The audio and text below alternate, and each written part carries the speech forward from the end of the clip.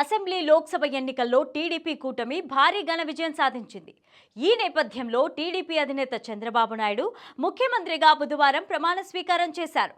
అలాగే ఈ ఎన్నికల్లో జనసేన పోటీ చేసిన అన్ని స్థానాల్లో విజయకేతనం ఎగరవేసిన విషయం తెలిసిందే. ఈ క్రమంలోనే జనసేనాని పిఠాపురం ఎమ్మెల్యేగా భారీ మెజారిటీతో ఘన విజయం సాధించారు. ఈరోజు పవన్ కళ్యాణ్ మంత్రిగా ప్రమాణం చేశారు.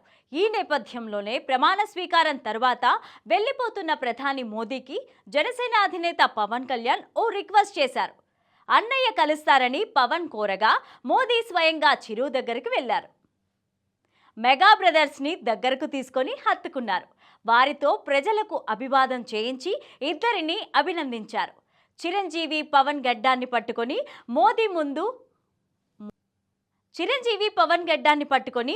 ముందు తన తమ్ముణ్ణి అభినందిస్తుండగా రామ్ చరణ్ ఎమోషనల్ అయ్యారు.